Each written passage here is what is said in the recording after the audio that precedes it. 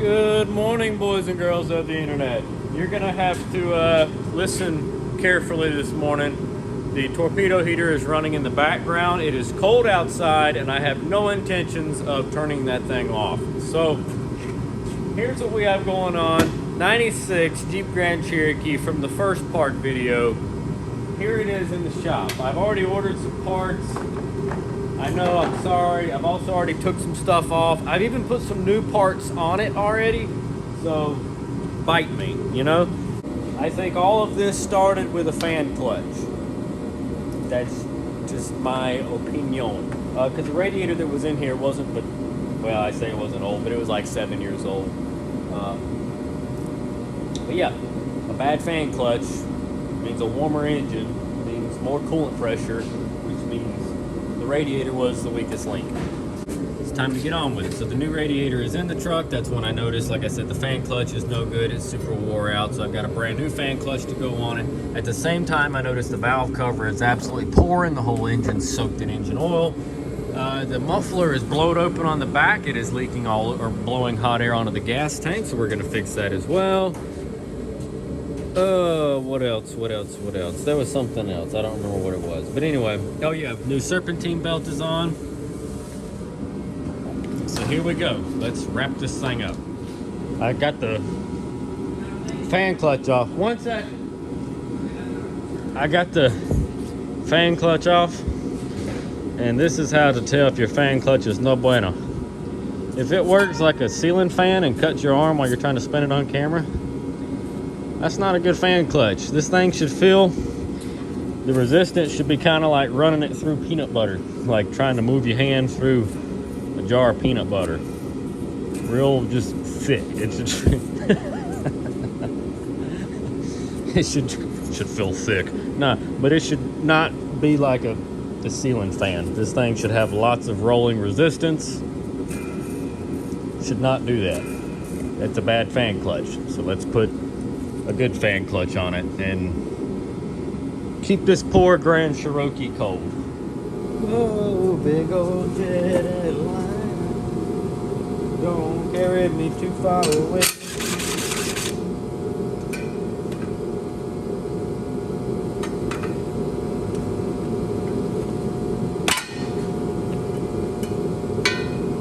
There's our old fan clutch. This is no bueno.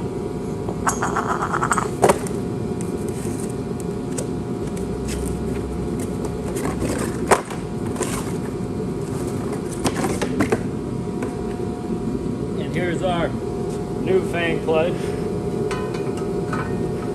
Bueno.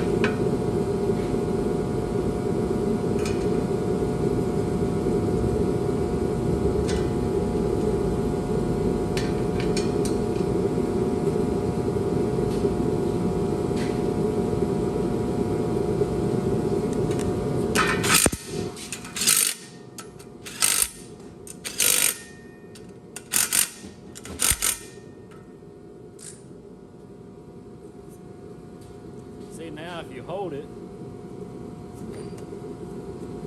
see, that's a good fan clutch. That's how that's supposed to be. Hard to turn.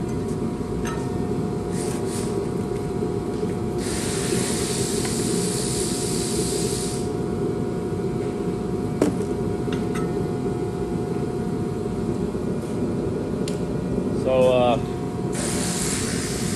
let's go put this back on a Jeep, shall we? Radiator is in for the second time. I put the first radiator in, as you saw. Went to put coolant in it, started to film, and it started leaking out the bottom. Hold on. Started leaking out the bottom. The new radiator had a hairline crack in it. Go figure. It was brand new, so they warranted it. While I was there, I went and got a new lower radiator hose because this one had a lot of oil contamination and it was starting to get soft at the bottom. Pulled the valve cover off to change it, cut my thumb wide open. That's nice. So this is the inside of a pretty much almost 300,000 mile AMC inline 6. Doesn't look horrible, doesn't look fantastic. Oil's a little dark definitely due for a change. But once again, we're fighting one battle at a time. So I've got the valve cover over in the floor. I cleaned it really good. I'm gonna clean this mating surface here, throw the new gasket on it, stab this back on, hook all that crap back up, put the fan and stuff back on it, and then we can move on to, I guess, the exhaust. So fingers crossed. I have antifreeze in it. It took antifreeze. I'm not leaking. I haven't got to really run it yet. But I think the motor is going to be okay. I don't see any freeze plugs pushed out. I don't see any cracks in the block. It's warm enough now. If the block is cracked somewhere, I haven't really crawled way up underneath it to look, but I've tried to look underneath the intake. Can't see it pouring anywhere. I'm not losing coolant. So it might be okay. We'll just have to see. So day 2 is coming to a close. I've gotten everything put back together with the new lower radiator hose and the new radiator number 2. She's full of good, full strength antifreeze, slightly diluted with water. Rick mixed it really rich this time. It'll be fine. Fixed the leaking transmission cooler lines on the front. Went to put ATF in it, and I only had about a quart. Not in it, I have more than that, but I only had a quart of the fluid that goes in it, so I have to stop in the morning at the parts house and grab some. I've made 11 fucking trips to the store for this thing. Underneath the Jeep down here, right there, is our new oxygen sensor. It was melted and gone, so it's on there now. That should help. And the muffler that is blown open will get replaced tomorrow at the exhaust shop. We still have cats, so I think what I'm gonna do, she kind of likes it having a little bit of sound. It just needs to not sound like crap. So I'm gonna get him just to straight pipe it so that it still has, some noise. It'll just actually come out the tailpipe. But finally, after all this,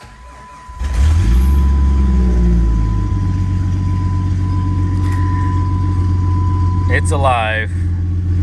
No warning lights. We got some heat. Finally. New valve cover, gasket, and everything is on.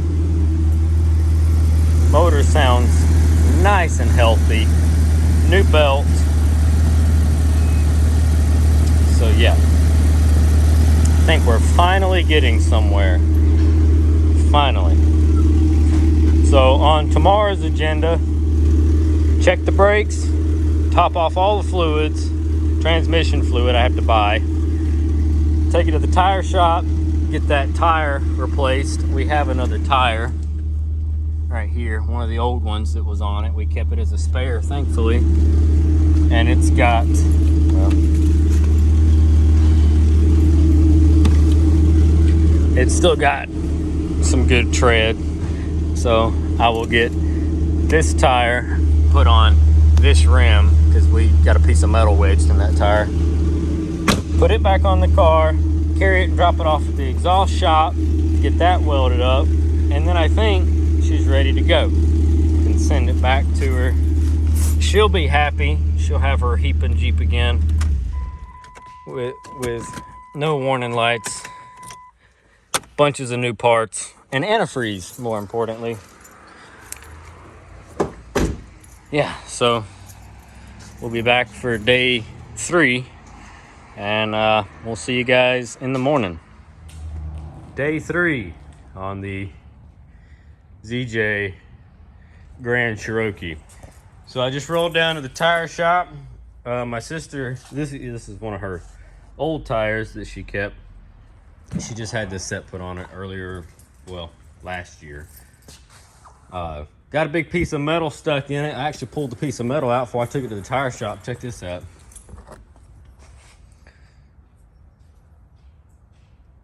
Gear inch, half-inch chisel. That's what she ran over. So, took one of her old tires, had it put on the rim, white letters out, because we're classy people. You put your white letters out, it looks better. They didn't spend all that time making that white letter for you to hide it on the inside. Now let's jack it up, throw the spare back in it, and that'll be one more thing off the list. The exhaust shop says they can't get to me today to weld up the pipe, so I think I'm gonna cut the muffler off and get a piece of flex and put in it myself, because we gotta do something about that. No, I wouldn't have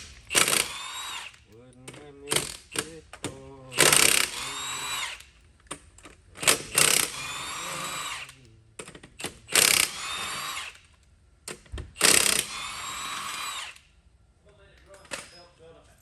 Alright.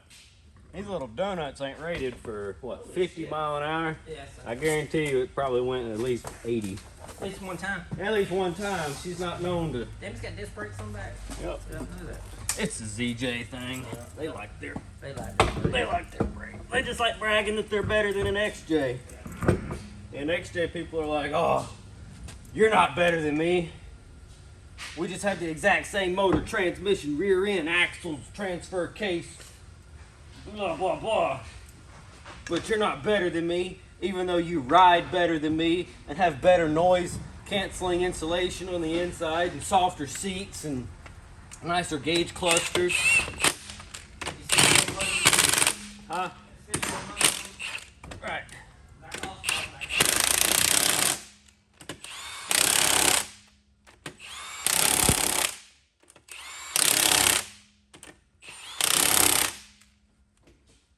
Voila.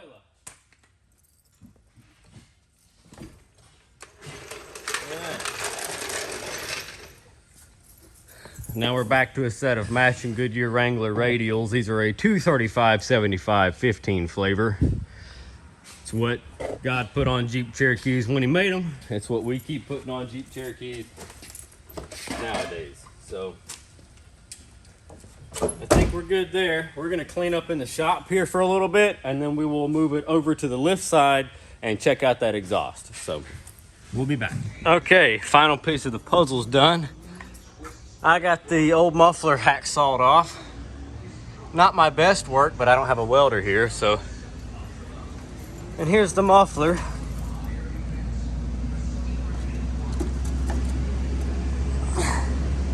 That's why it sounded like poop. So now, we're gonna call this a cat back, because it's got a cat with new oxygen sensors. And then it's just straight pipe from, well, the cat back. Still got a hanger on it. Feels nice and tight. Let's get it on the ground and see how she sounds. Ignore the leaking diff. I have to do something about that too. All right, so we're pretty much done with this thing. I've got O'Reilly's bringing me a little bit of engine oil and some ATF to top all the fluids off, but check out her new exhaust. Let me put you in a stand and check it out. We've got another Cherokee project that's starting over here. Dad's underneath it now, draining her fluids. She's gonna need freeze plugs and a radiator and a bunch of good stuff to make that thing right again. Don't know if you remember that. I got a video of that Jeep. Yeah, come in pairs of threes. There's Cherokee number 2. But this is the same Cherokee that we bought, fixed, and sold over a year ago on the channel. The guy's been driving it nonstop, no real problems up until now. So yeah, so we finished with one Cherokee and we start on another, from a YJ or a ZJ to a XJ. I'm gonna set you guys up, let's see, right here so that you can hear this new exhaust.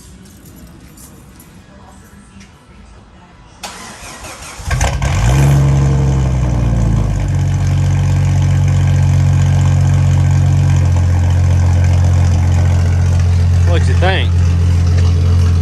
Oh crap, that's gonna get on your nerves, huh? Ain't much more I can do about it than that.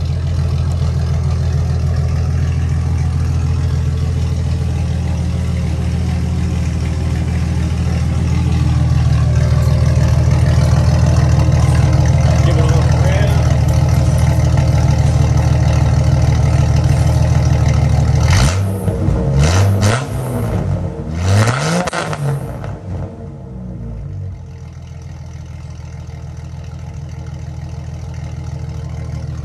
Yeah, it's pretty loud, but that's how she liked it before with the blown off muffler, and she didn't want to pay to have a muffler put on it, so we put the pipe in there and we called it a day. I think I've got almost $300 in parts. I was adding it up earlier because we did oxygen sensor, valve cover, I changed the lower radiator hose, I bought the exhaust, went and had her a tire put on it,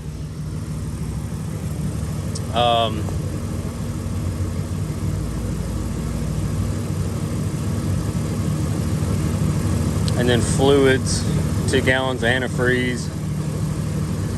I had a lot in it, but I can't charge her any labor. You know, that's how family goes. Oxygen sensor was $44. The exhaust parts were $26. This is, oh, put a new serpentine belt on it. Valve cover gasket, $73. Fan clutch, that's what it was, $62. And the antifreeze, $35.98. Plus the cost of a tire. And I just ordered the fluids too to top everything off. So O'Reilly's is bringing those, and I have another receipt to add in my pile. Anyway, her Jeep's all back together, ready to rock and roll. I hope that Loretta serves her very well again in the future. She's gonna bring it to me. Hopefully in the next couple weeks, we're gonna change the rear diff gasket. You saw it was leaking, and I'm gonna give it an oil change. So yeah, there we go, folks. There's the revival of the Jeep Grand Cherokee. And check this out. No warning lights. No, nothing. Half the lights don't work on the cluster, but yeah, no more warning lights, none of that. Exhaust out the back. Sweet.